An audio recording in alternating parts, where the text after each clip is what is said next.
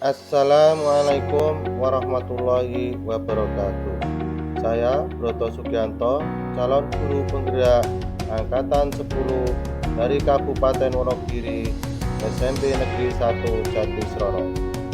Pada kesempatan kali ini, saya akan melakukan aksi nyata kegiatan diseminasi di sekolah mengenai pemahaman dan pengalaman penerapan budaya. Pada pembelajaran kali ini saya didampingi oleh fasilitator yang luar biasa, beliau Ibu Siti Alia, dan pengajar praktek Ibu Kuntari Purwaningsih. Selanjutnya yang menjadi latar belakang kegiatan diseminasi pada kali ini adalah yang pertama, belum menyeluruhnya permohonan rekan-rekan guru tentang penerapan konsep inti budaya positif di sekolah seperti perubahan paradigma belajar, disiplin positif, kebutuhan dasar manusia, motivasi perilaku manusia, posisi kontrol guru, keyakinan kelas, dan segitiga restitusi. Diharapkan jika seluruh konsep inti tersebut dipahami oleh seluruh warga sekolah, maka akan tercipta budaya positif yang baik di lingkungan sekolah. Yang kedua, murid tidak suka peraturan, karena selama ini ketika mereka melakukan pelanggaran, maka akan mendapatkan hukuman dan cenderung membuat mereka malu dan merasa tertekan. Sedangkan tujuan dari aksi nyata adalah yang pertama, menumbuhkan budaya positif di sekolah dengan meyakini nilai-nilai kebajikan universal, serta meningkatkan pengetahuan dan pemahaman tentang budaya positif. Yang kedua, menciptakan murid yang merdeka dan disiplin diri yang kuat serta terbentuknya motivasi intrinsik pada murid dengan pembuatan keyakinan kelas. Kemudian yang menjadi tolak ukur pada kegiatan kali ini adalah terlaksananya diseminasi konsep inti budaya positif di sekolah, terbentuknya keyakinan kelas melalui kegiatan kesepakatan kelas yang dilaksanakan bersama wali kelas dan murid. Selanjutnya adalah murid mampu menerapkan dan menjalankan keyakinan kelas yang sudah dibuat dan disepakati, dan terlaksananya penyelesaian masalah murid menggunakan penerapan segitiga restitusi. Selanjutnya, dukungan kegiatan pada diseminasi kali ini yang pertama dari beliau Bapak Kepala Sekolah, kemudian rekan-rekan guru, wali kelas, murid, guru BK, kemudian yang tidak kalah pentingnya adalah sarana prasarana yang dibutuhkan dalam pembuatan diseminasi penerapan budaya positif, keyakinan kelas, dan segitiga restitusi. Nah, berikut ini merupakan kegiatan diseminasi sekolah mengenai pemahaman dan pengalaman penerapan budaya positif. Assalamualaikum warahmatullahi wabarakatuh. Waalaikumsalam warahmatullahi wabarakatuh. Sebelumnya pada Bapak Ibu Guru yang saya hormati, marilah kita panjatkan puji syukur kehadirat Allah Tuhan Yang Maha Esa, yang mana pada hari ini kita masih diberi rahmat, hidayah, dan inayahnya sehingga kita semua bisa hadir di ruang ini untuk pemaparan dari saya diseminasi hasil pengembangan profesi guru sosialisasi budaya positif. Sebelum kita lanjut, Bapak Ibu semuanya, agar kegiatan pada hari ini kita diberi kelancaran, mari kita awali dengan bacaan basmalah bersama-sama. Bismillahirrahmanirrahim. Terima kasih. Bapak Ibu Guru, kali ini saya dari guru penggerak, calon guru penggerak fasilitator saya adalah Ibu Siti Alia, kemudian pengajar prakteknya adalah Ibu Bentari Purwaningsih.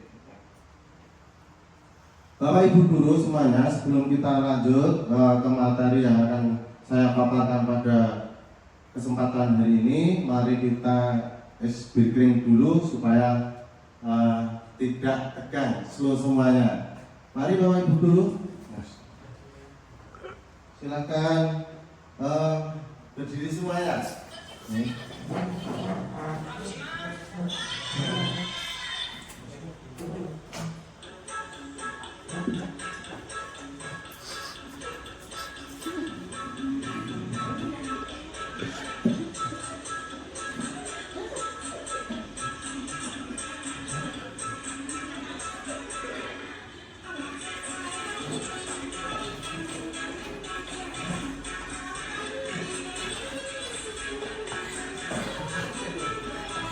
Sambil senyum tidak apa-apa.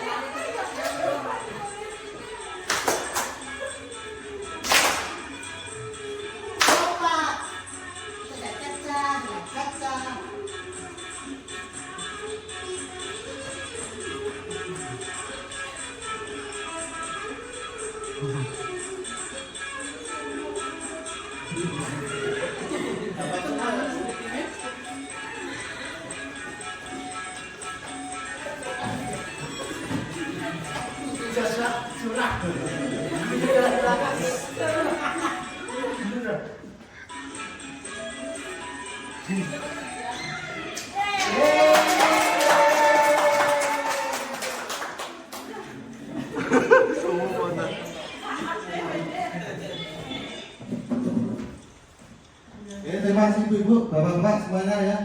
Itu kita lanjutkan. Semangat, semangat. Oke, kalau kita semangat kita lanjut ya. Tadi kita awalnya sudah kita kasih judul tentang budaya positif. Nah, untuk kali ini perkenankan saya untuk memaparkan terkait dengan budaya positif. Bapak Ibu semuanya, budaya positif di sekolah merupakan pembentukan karakter bagi peserta didik yang nantinya dapat menjadi pembiasaan-pembiasaan positif bagi peserta didik. Contoh dari budaya positif yang ada di sekolah adalah senyum, sapa, salam, kemudian membuang sampah di tempatnya, kemudian berdoa ketika memulai maupun mengakhiri daripada pelajaran atau melakukan kegiatan-kegiatan aktivitas yang lain. Kemudian ada namanya toleransi, kemudian bertanggung jawab, menjaga kelestarian lingkungan sekolah, sopan santun, disiplin terhadap peraturan dan tata tertib.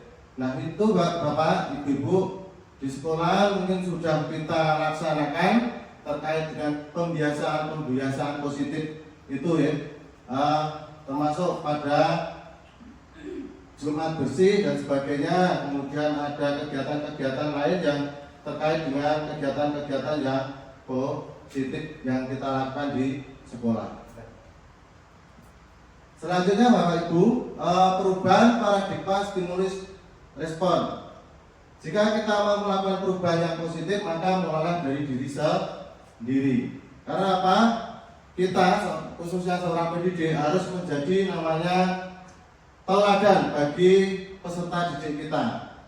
Nah, pendidik harus dapat menciptakan suasana kelas yang nyaman, kondusif, indah, bersih dan menyenangkan, sehingga peserta didik merasa nyaman untuk melakukan pelajaran atau pembelajaran serta dapat mengembangkan potensi sesuai bakat dan minatnya.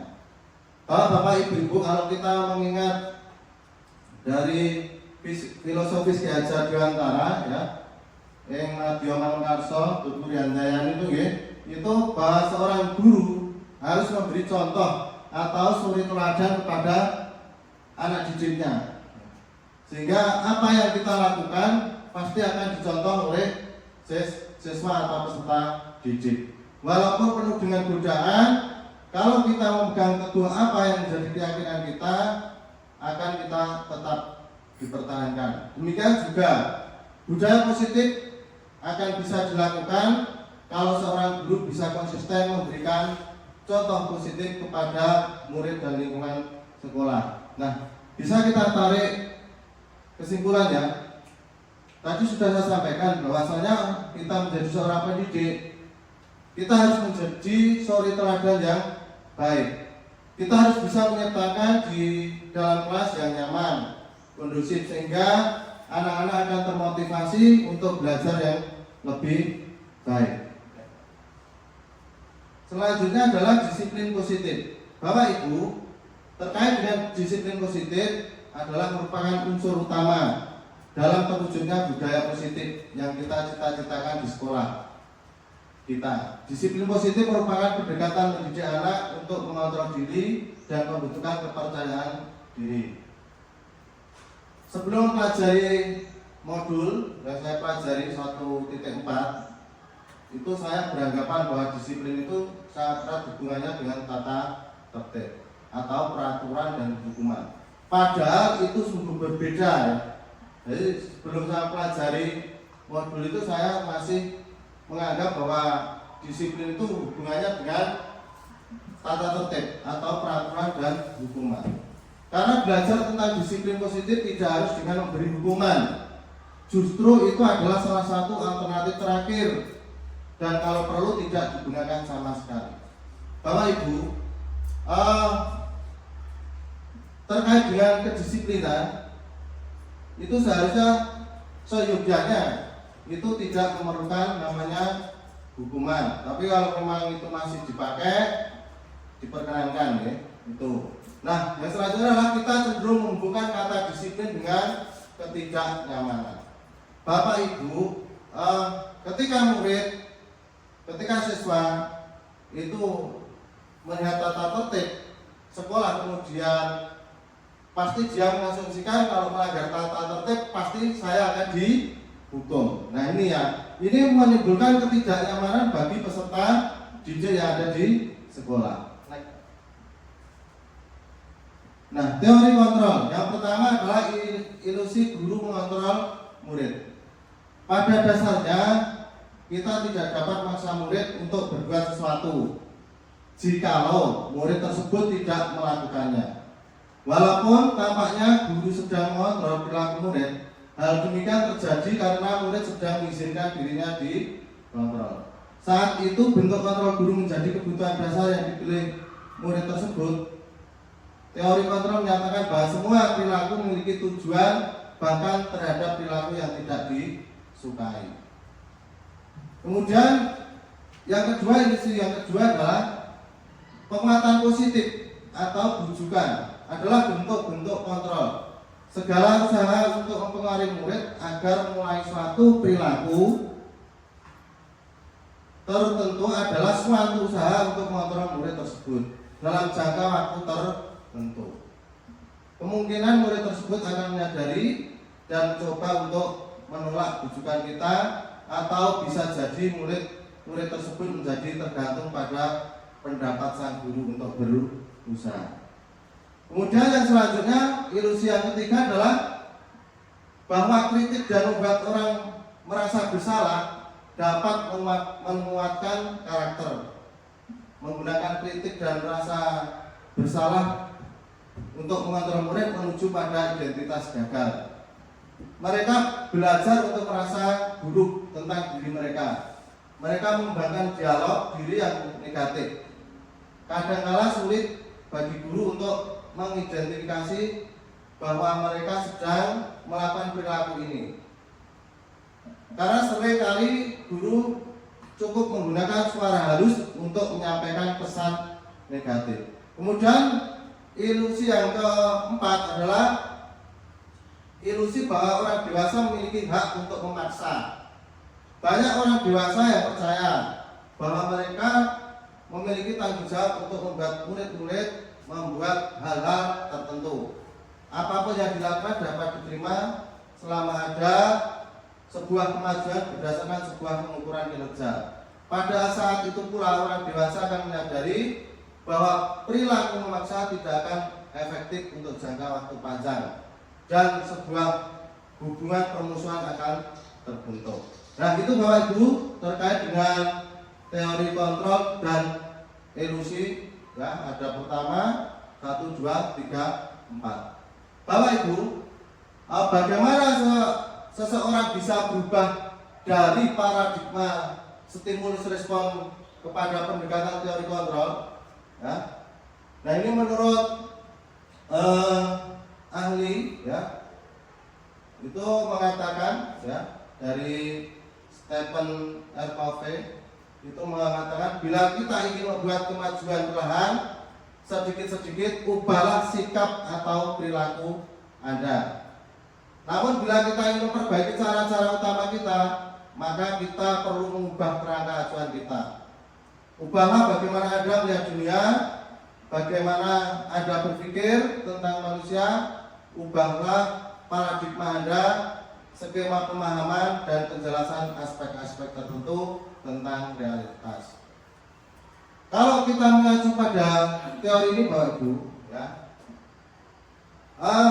peserta didik kita, murid-murid kita, ya, itu mengikuti kodrat zaman maupun kodrat alam, sehingga kita selaku pendidik tentunya harus bisa mengetahui apa yang diinginkan oleh siswa, sehingga kita harus bisa merubah paradigma kita, ya, dari paradigma yang lalu kita menuju paradigma yang tentunya sudah sesuai dengan perubahan zaman. Itu, ya. Next. Nah, terkait dengan itu Ki Hajar Dewantara mengatakan bahwa untuk mencapai kemerdekaan atau dalam konteks pendidikan, kita saat ini untuk menciptakan murid yang merdeka, syarat utamanya adalah harus ada disiplin yang kuat. Disiplin yang dimaksud adalah disiplin diri yang memiliki motivasi internal. Jika kita tidak memiliki motivasi internal, maka kita memerlukan pihak lain untuk mendisiplinkan kita, atau motivasi eksternal karena berasal dari luar, bukan dari dalam kita sendiri. Kalau kita mengaca dari apa yang disampaikan dari Ki Hajar Dewantara, ya, disiplin dimulai dari diri kita sendiri, ya. Sebelum kita membentuk siswa untuk disiplin, mulailah dari diri kita. Apalagi kita sebagai suri teladan, maka disiplin ini harus kita terapkan dari diri kita pribadi. Kemudian yang selanjutnya adalah disiplin diri dapat membuat seseorang menggali potensinya menuju kepada sebuah tujuan, sesuatu yang dihargai dan bermakna. Dengan kata lain, disiplin diri mempelajari bagaimana cara kita mengontrol diri dan bagaimana menguasai diri untuk memilih tindakan yang mengacu pada nilai-nilai yang kita hargai. Dengan kata lain, seseorang yang memiliki disiplin diri berarti mereka bisa bertanggung jawab terhadap apa yang dilakukannya karena mereka berdasarkan tindakan mereka pada nilai-nilai kewajiban universal. Itu Bapak Ibu Guru terkait apa disiplin yang disampaikan menurut Ki Hajar Dewantara. Selanjutnya teori motivasi, hukuman dan penghargaan. Bapak Ibu, terkait dengan motivasi perilaku manusia, bahwa manusia itu cenderung untuk menghindari ketidaknyamanan atau hukuman. Jadi saya sudah sampaikan di atas bahwasanya siswa itu pengen menghindari rasa ketidaknyamanan atau hukuman. Ya, itu. Yang kedua, untuk mendapatkan imbalan atau penghargaan dari orang lain. Nah, bentuk imbalan atau penghargaan dari orang lain ini bermacam-macam, ya. Itu. Kemudian untuk menjadi orang yang merdeka, mereka inginkan dan menghargai diri sendiri dengan nilai-nilai yang mereka percaya. Selanjutnya adalah teori motivasi, hukuman dan penghargaan restitusi. Ya. Dalam menjalankan peraturan atau keyakinan kelas, bila mana ada sesuatu pelanggaran, tentunya sesuatu harus terjadi. Untuk itu kita perlu meninjau ulang tindakan penegakan peraturan atau keyakinan sekolah kita selama ini. Tindakan terhadap suatu pelanggaran pada umumnya berbentuk hukuman atau konsekuensi. Dalam hal ini, modul yang saya pelajari ini akan diperkenalkan dengan program disiplin positif yang dinamakan adalah restitusi. Nah, apa yang dimaksud dengan restitusi? Restitusi adalah proses menciptakan kondisi bagi murid untuk memperbaiki kesalahan, sehingga mereka bisa kembali pada kelompok mereka dengan karakter yang lebih kuat. Sehingga diharapkan dengan restitusi ini, anak-anak yang mempunyai permasalahan bisa dituntaskan dengan tidak menimbulkan permasalahan di belakang hari. Hukuman bersifat satu arah. Kenapa satu arah? Hukuman biasanya datangnya adalah dari pihak guru yang memberikan, dan murid hanya menerima suatu hukuman tanpa melalui suatu kesepakatan. Jadi ada namanya seorang guru itu menjadi penghukum karena tidak melalui pertanyaan dulu. Contoh, ketika anak terlambat sekolah langsung disuruh push up 10 kali. Nah, ini seorang guru berarti menjadi penghukum. Karena apa? Tidak ditelusuri kenapa dia terlambat sekolah. Ya. Sehingga peserta didik tahu-tahu harus tidak tanpa kesepakatan harus melakukan apa yang menjadi hukuman karena terlambat sekolah. Nah, ini hukuman yang diberikan bisa berupa fisik maupun psikis. Bentuknya fisik itu contoh dengan ucapan-ucapan, bisa dengan tunjuk tangan, ya, bisa dengan perkataan. Kemudian ada nama fisik tadi sudah saya sampaikan, bisa dengan berputar mengelilingi halaman atau yang lain. Nah, anak akan merasa disakiti apabila disuruh misalnya push up 10 kali, kemudian berkeliling secara fisik ke halaman. Ya, ini. Selanjutnya, Pak. Ini contoh daripada posisi guru sebagai penghukum. Ya.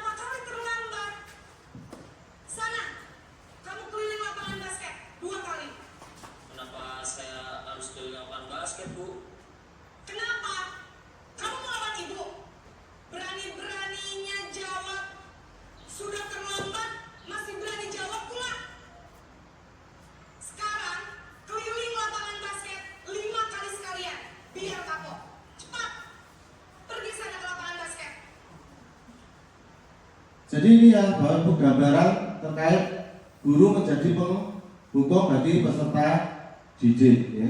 Jadi ketika anak terlambat sekolah atau datang ke sekolah, maka yang pertama dilakukan oleh guru tersebut adalah memberikan hukuman kepada siswa. Jadi siswa tidak diberi kesempatan untuk menguraikan kenapa dia terlambat, sehingga langsung seorang guru menjadi penghukum menyuruh anak peserta didiknya untuk memutari lapangan basket. Ini adalah bentuk penghukum. Nah, yang selanjutnya adalah dihukum oleh penghargaan. Saat kita berulang kali menjanjikan hadiah kepada anak-anak agar berperilaku bertanggung jawab, atau kepada seorang murid agar mempelajari sesuatu yang baru, atau kepada seorang karyawan agar melakukan pekerjaan yang berkualitas, kita sedang berasumsi mereka tidak dapat melakukannya atau mereka tidak akan memilih untuk melakukannya. Ini menurut Alfi. Jadi Bapak Ibu, dihukum oleh penghargaan itu ternyata masih banyak yang dilakukan oleh Bapak Ibu guru di dalam kelas. Contoh dihukum cara penghargaan itu apa loh? Nah, dihukum cara penghargaan misal ketika anak bisa menyelesaikan tugasnya, maka ada namanya seorang guru memberikan hadiah. Hadiah itu bentuknya apa? Bisa dikasih uang. Nah, ini namanya bisa diartikan memberikan hukuman secara penghargaan. Nah, ini jadi terkait dihukum oleh penghargaan itu ada pengaruh jangka pendek dan jangka panjang dari memberi penghargaan tersebut. Yang pertama, penghargaan efektif. Ya. Penghargaan efektif jika kita menginginkan seseorang melakukan sesuatu yang kita inginkan dalam jangka waktu yang pendek. Kemudian yang kedua, jika kita menggunakan penghargaan lagi dan lagi, maka orang tersebut akan bergantung pada penghargaan yang diberikan serta kehilangan motivasi dari dalam. Kok bisa dikatakan dari dalam? Tidak muncul motivasi itu dari dalam karena motivasinya ingin mendapatkan penghargaan dari yang memberi penghargaan. Ya, bisa kita contohkan ketika seorang guru agama memberikan tugas untuk beribadah di musola atau menjalankan sholat. Kemudian kalau mau, dia akan diberi reward, hadiah atau nilai. Nah, ini anak ini tidak muncul karena keikhlasan atau tidak muncul dari hati nuraninya, tapi muncul karena akan mendapat penghargaan dari bapak ibu guru, yaitu dengan nilai. Nah, ini tidak menimbulkan kesadaran bagi siswa karena mendapatkan iming-iming hubungan penghargaan. Yang ketiga, jika kita mendapatkan penghargaan untuk melakukan sesuatu yang baik, maka selain kita senantiasa berharap mendapatkan penghargaan tersebut lagi, kita pun menjadi tidak menyadari tindakan baik yang kita lakukan. Sehingga tadi saya katakan, kalau suruh sholat ke masjid akan mendapat nilai yang baik, tapi tidak menyadari bahwa tindakan baik itu yang dilakukan itu hanya untuk mendapatkan nilai.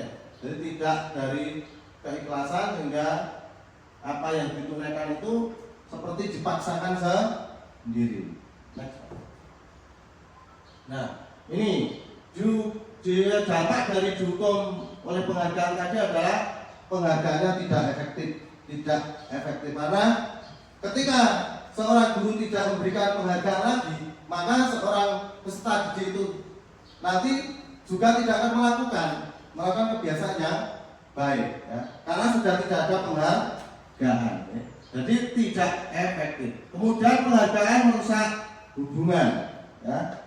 Sehingga ketika tidak sudah diberi namanya penghargaan oleh seorang guru, maka peserta didik tadi sudah acuh tak acuh, ya, tidak mau melakukan sehingga akan terjadinya merusak hubungan. Kemudian penghargaan mengurangi ketepatan. Yang keempat adalah menurunkan kualitas, ya. Karena siswa sudah malas untuk belajar lagi ketika tidak ada penghargaan dari seorang guru. Kemudian juga mematikan kreativitas. Kemudian yang terakhir adalah penghargaan menghukum. Sehingga yang diperlukan adalah motivasi dari dalam diri atau intrinsik. Ya. Apa maksudnya? Saat seorang anak belajar pertama kali menggabungkan huruf-huruf dan kata-kata serta menyadari bahwa ia dapat membaca, timbul pijar di matanya dan sebuah senyuman di wajahnya. Anak tersebut begitu gembira bahwa ia telah mempelajari dan menguasai suatu keterampilan baru. Kesadaran akan kemampuannya bahwa dia sudah dapat membaca sesungguhnya sudah merupakan sebuah penghargaan. Nah ini ya, yang diharapkan adalah penghargaan itu timbul dari pribadinya sendiri, ya, bukan dari orang lain. Apa artinya? Ketika anak kita mengajari anak ya, waktu kecil mungkin berhitung 1, 2, 3, 4, kemudian dia bisa, ketika dia melakukan sendiri bisa, maka dia akan senang dan mengatakan, oh ibu, oh bapak, saya sudah bisa berhitung. Nah ini namanya motivasi datang dari dalam diri sendiri, itu. Karena anak-anak TK itu kan menyenangkan ya, ketika dia bisa itu dengan gembira ya. Jadi tanpa penghargaan dari orang lain, artinya tidak mengharap penghargaan, tapi kalau ketika dia bisa melakukan sesuatu, misalnya membaca atau berhitung, dia pasti akan senang, merasa senang. Kemudian konsekuensi. Bapak Ibu terkait dengan konsekuensi sudah terancana tentunya dan sudah disepakati, ya, bahwa dan disetujui oleh murid dan guru. Umumnya bentuk-bentuk konsekuensi dibuat oleh guru atau sekolah dan murid sudah mengetahui sebelumnya konsekuensi yang akan diterima bila ada pelanggaran. Pada konsekuensi atau yang didiskusikan bersama, maka murid tetap dibuat tidak nyaman untuk jangka waktu pendek. Ketika ada konsekuensi belum terbiasa, maka siswa akan merasa menjadi beban dan tidak nyaman dengan konsekuensi yang telah disepakati. Konsekuensi biasanya diberikan berdasarkan suatu data yang umumnya dapat diukur. Selanjutnya adalah restitusi. Melalui restitusi, ketika murid berbuat salah, Guru akan menanggapi dengan cara yang memungkinkan murid untuk membuat evaluasi internal tentang apa yang dapat mereka lakukan untuk memperbaiki kesalahan mereka dan mendapatkan kembali harga dirinya.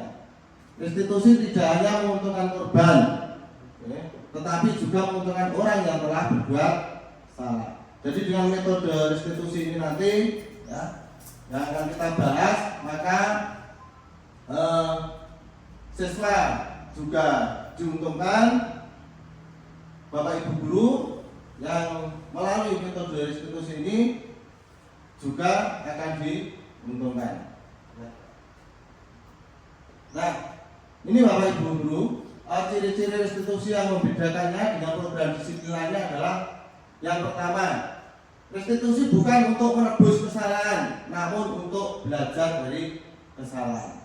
Jadi bentuknya di sini adalah penyelesaian sehingga anak akan tidak mengulangi lagi dari kesalahan yang telah diperbuat. Tapi ketika hukuman itu kadang-kali akan diulangi lagi terus. Dan dengan restitusi ini anak akan merasa bersalah dan tidak akan mengulangi apa yang dilakukan. Kemudian yang selanjutnya restitusi memperbaiki hubungan dengan siapa?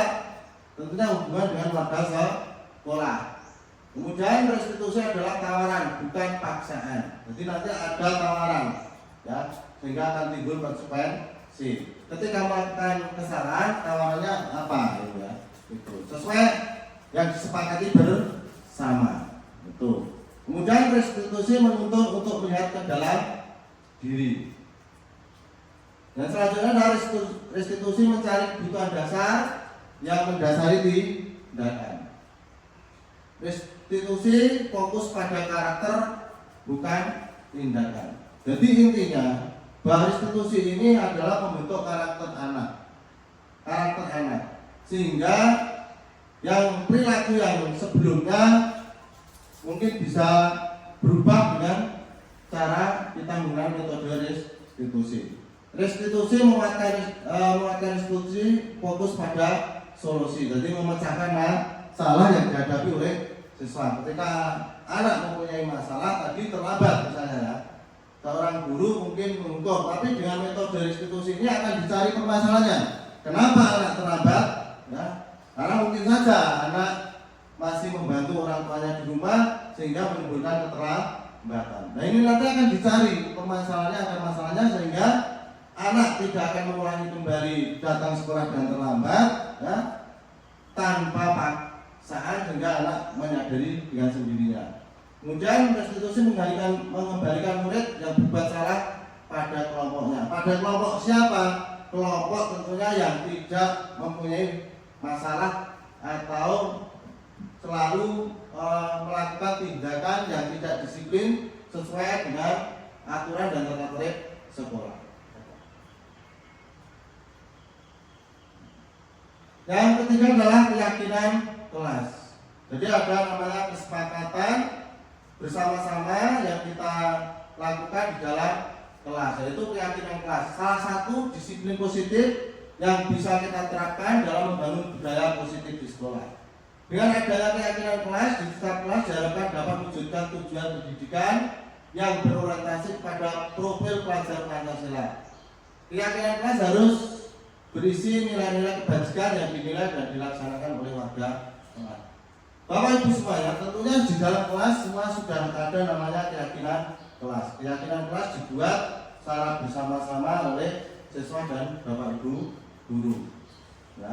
Banyak sekali apa saja keyakinan kelas, nanti akan kita bahas yang selanjutnya. Tahap menciptakan program kebajikan. Ya. Yang pertama adalah yang daftar kebajikan yang telah disusun secara bersama.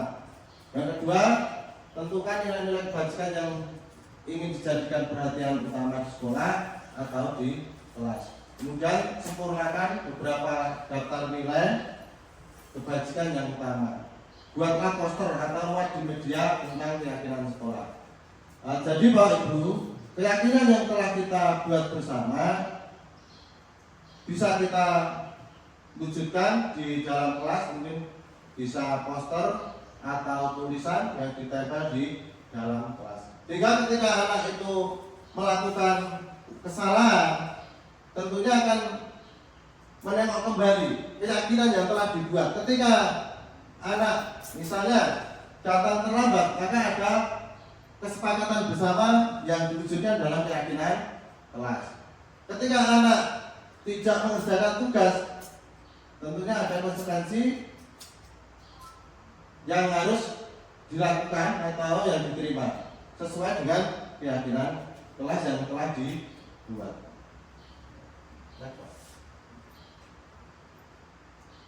Nah ini terkait pembentukan keyakinan sekolah atau kelas.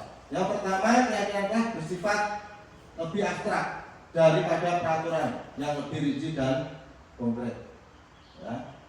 Yang kedua adalah keyakinan kelas berupa pernyataan-pernyataan universal. Yang ketiga, pernyataan keyakinan kelas senantiasa dibuat dalam bentuk positif. Ya. Yang selanjutnya adalah keyakinan kelas hendaknya tidak terlalu banyak, sehingga mudah diingat dan dipahami oleh semua warga kelas, yaitu peserta didik. Yang selanjutnya adalah keyakinan kelas baiknya sesuatu yang dapat diterapkan di lingkungan tersebut. Selanjutnya adalah semua warga kelas hendaknya ikut berkontribusi dalam pembuatan keyakinan kelas lewat kegiatan curah pendapat. Tadi sudah saya sampaikan bahwa untuk membuat keyakinan kelas itu melibatkan semua atau berdiskusi secara bersama. Kemudian bersedia meninjau kembali keyakinan kelas dari waktu ke waktu. Sesuai tidak apabila ada kesalahan atau permasalahan yang timbul kemudian di keyakinan kelas itu tidak ada tercantum, belum tercantum, maka kita tinjau kembali keyakinan kelas itu sudah sesuai atau belum. Kalau belum sesuai berarti kita tambahkan lagi untuk kita bentuk menjadi keyakinan kelas atau sekolah.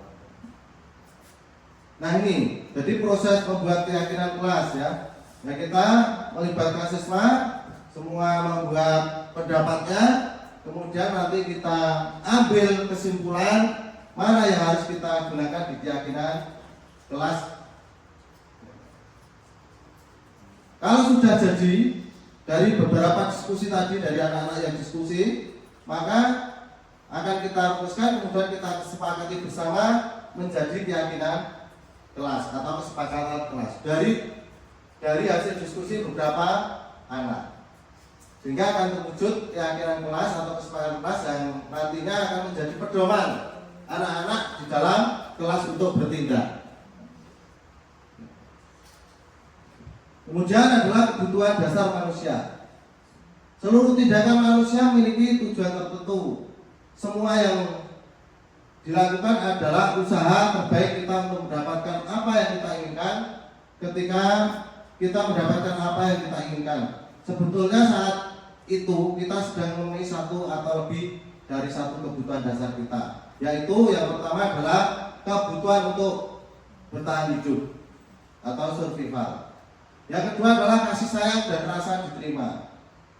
Yang ketiga adalah kebebasan. Yang keempat adalah kesenangan.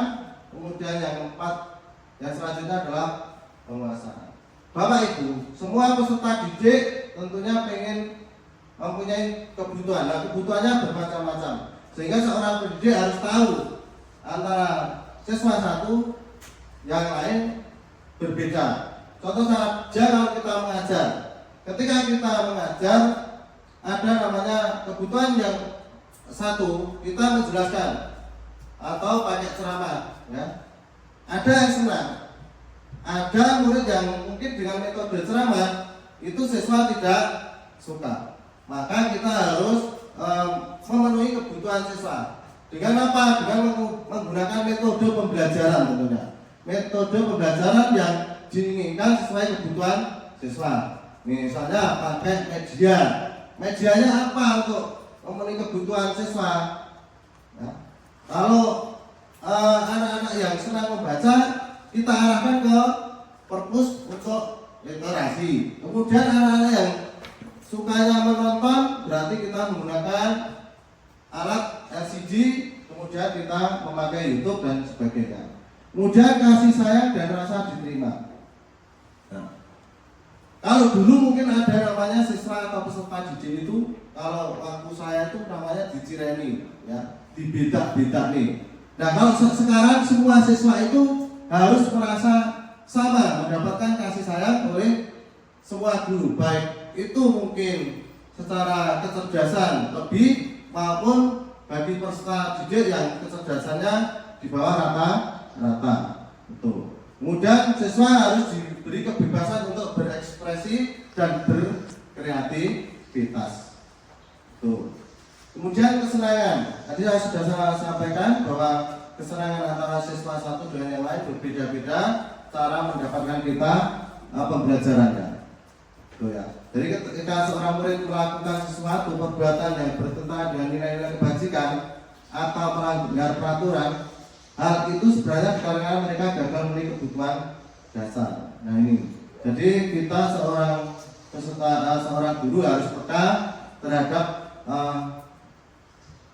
anak didik kita. Kemudian yang kelima adalah posisi kontrol. Ya. Menurut Diana Gosser dalam bukunya Restitution Turing School Discipline mengembangkan bahwa guru perlu meninjau kembali penerapan disiplin di dalam ruang-ruang kelas mereka selama ini. Apakah telah efektif?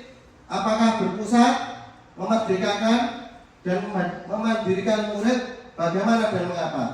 Nah, ini menjadi pertanyaan kita ketika kita di dalam kelas, ya, di kelas, ya.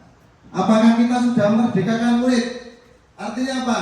Memberi kebebasan pada siswa untuk mengembangkan pendapat, ya. Kemudian berpusat pada siswa. Apakah kita sudah memberikan kebebasan untuk pembelajaran berpusat pada peserta didik? Kita tinjau lagi kepada diri kita. Ya. Kalau menurut filosofi Ki Hajar Dewantara, pembelajaran itu seyogyanya, sebaiknya harus berpusat pada peserta didik. Jadi kalau zaman dulu itu berpusat pada guru, kalau sekarang berpusat pada peserta didik. Guru ceramah, peserta didik mendengarkan. Sekarang kebalikannya. Jadi peserta didik itu bukan objek, tapi subjek. Peserta didik mengenai pendapat, Bapak Ibu guru mendengarkannya. Yang selanjutnya adalah teori kontrol dari William Glasser. Berkesimpulan ada 5 posisi kontrol yang diterapkan seorang guru, orang tua ataupun atasan dalam melakukan kontrol. Kelima posisi kontrol tersebut adalah penghukum, pembuat rasa bersalah, teman, pemantau, dan coach atau manager. Ya. Nah ini Ibu, jadi ada 5 ya. Jadi penghukum tadi sudah kita pelajari di depan ya. Jadi seorang guru bisa menjadi penghukum, kemudian bisa membuat merasa bersalah, kemudian bisa menjadi teman, kemudian yang keempat bisa menjadi pemantau, yang terakhir bisa menjadi manajer. Nah ini Bapak Ibu contoh daripada 5 posisi kontrol.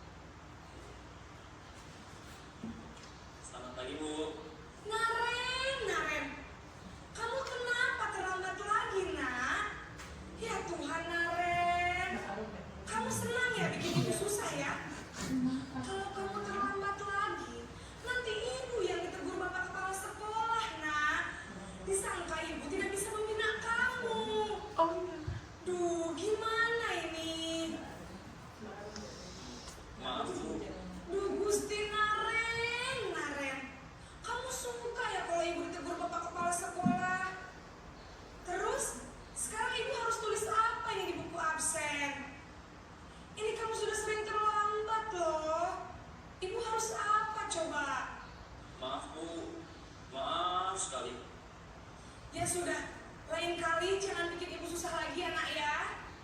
Ibu tidak akan kuat lagi kalau kamu begini terus. Bisa jantungan kalau ibu tegur bapak kepala sekolah. Sana cepat ke kelas.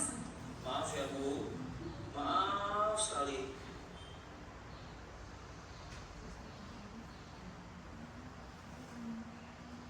Jadi ini ya Bapak Ibu, jadi yang video yang kedua ini menggambarkan anak terlambat sekolah tanpa hukuman, tapi anak nanti diberi rasa untuk tidak mengulangi kembali. Yang selanjutnya adalah segitiga restitusi. Restitusi adalah proses menciptakan kondisi bagi murid untuk memperbaiki kesalahan mereka, sehingga bisa kembali pada kelompok mereka dengan karakter yang lebih kuat. Sedangkan segitiga restitusi adalah sebuah tahapan untuk memudahkan para guru dan orang tua dalam melakukan proses untuk menyiapkan anaknya untuk melakukan restitusi. Ya, betul. Kemudian langkah-langkah dari restitusi itu apa saja? Yang pertama adalah menstabilkan identitas. Jadi kita semua akan melakukan hal yang terbaik yang bisa kita lakukan. Kemudian yang kedua adalah validasi tindakan yang salah. Semua perilaku memiliki alasan. Ya. Jadi misalnya tadi, kenapa terlambat sekolah? Datang sekolah pasti punya alasan. Ya. Jadi kita akan divalidasi dulu. Ya. Dicari akar masalahnya. Bocah itu mendinot terlambat. Apa? Maka kita validkan dulu datanya. Ya. Yang kemudian yang ketiga, kalau sudah divalidkan, maka kita kembalikan keyakinan yang tadi sudah kita buat bersama. Ketika anak terlambat sekolah, keyakinan kelasnya tadi apa? Sudah diingat-ingat, ya, diingat kembali. Ya. Ketika anak melakukan pelanggaran yang tidak sesuai dengan apa menjadi tata tertib sekolah, maka kita kembalikan ke keyakinan kelas. Ditanyakan bagaimana tentang keyakinan kelas yang telah kita sepakati bersama. Bapak Ibu guru, ini adalah terkaitannya segitiga restitusi. Kenapa kamu tidak mengusulkan tugas? Tapi ada mengandung Pak, soalnya menganas produk sampai jam 12 malam.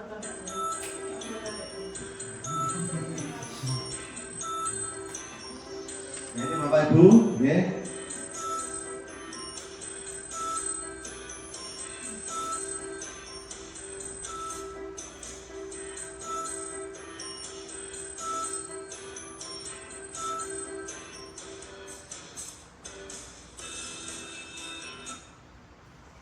Selamat pagi Pak.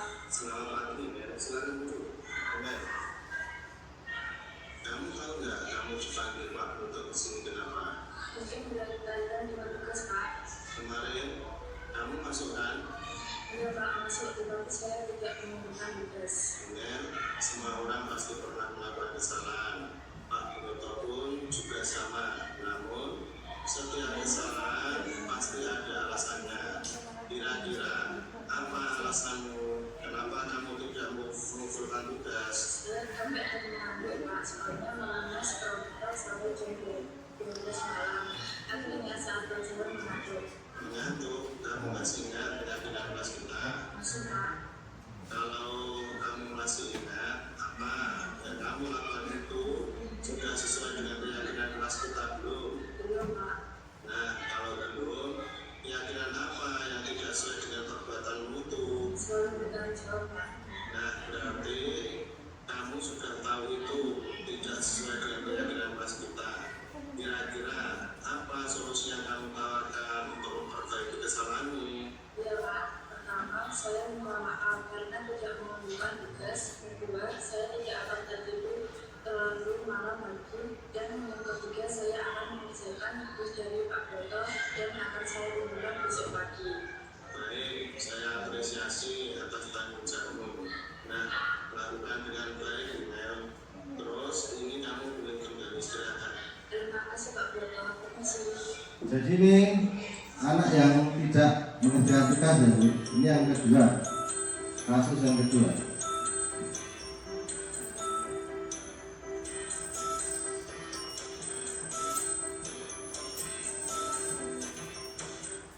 Ini sih masuk ke selamat pagi. Terima kasih Pak.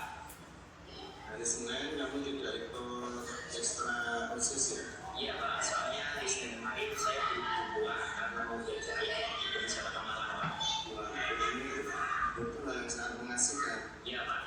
Pak Broto juga mengikuti. Tapi apakah yang kamu lakukan itu sudah sesuai dengan aturan sekolah belum? Iya Pak, soalnya saya tidak mengikuti ekstra dan mau izin. Nah, kita kan punya keyakinan sekolah atau keyakinan kelas. Kira-kira keyakinan sekolah dan keyakinan kelas apa yang tidak sesuai dengan perbuatan itu? Tertib mengikuti kegiatan sekolah Pak. Berarti kamu tahu keyakinan kelas yang sudah kita sepakati ya? Tahu Pak. Nah, selanjutnya kira-kira apa solusi yang terbaik? Mungkin saya bisa meminta izin kepada pembina sesuatu dahulu Pak. Selain itu, mungkin ada yang lain? Saya mengikuti ekstra terlebih dahulu, baru mengikuti ekstra ya. Berarti kamu sudah tahu solusinya ya? Udah Pak. Berarti kedepannya kamu bisa menerapkan peraturan sekolah kita sesuai dengan keyakinan yang sudah kita buat ya. Baik Pak, insya Allah saya akan memiliki teknologi ke depannya. Sekarang silakan kembali ke kelas untuk pelajaran selanjutnya. Ya Pak, terima kasih.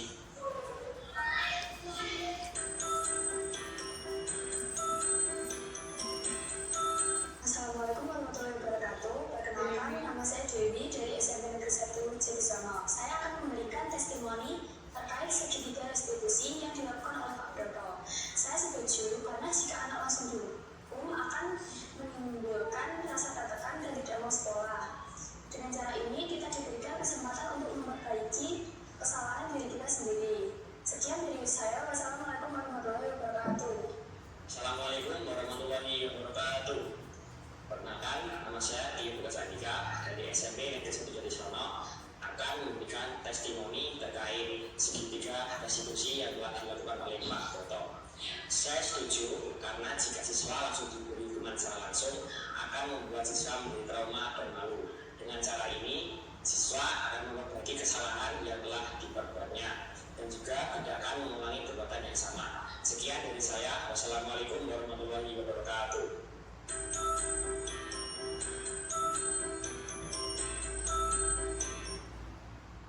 Jadi ini ya Bapak Ibu, jadi terkait dengan pemaparan saya, apa yang saya sampaikan terkait dengan 5 posisi kontrol, kemudian segitiga restitusi, keyakinan kelas, dan budaya positif yang ada di sekolah yang Bapak Ibu mampu. Untuk itu dari saya cukupi. Terima kasih banyak. Apa yang sudah saya paparkan mungkin bisa jadi acuan untuk pembelajaran di sekolah kita. Dari saya cukupi. Akhirul kalam. Wassalamualaikum warahmatullahi wabarakatuh. Waalaikumsalam warahmatullahi wabarakatuh. Ngapunten, Bu.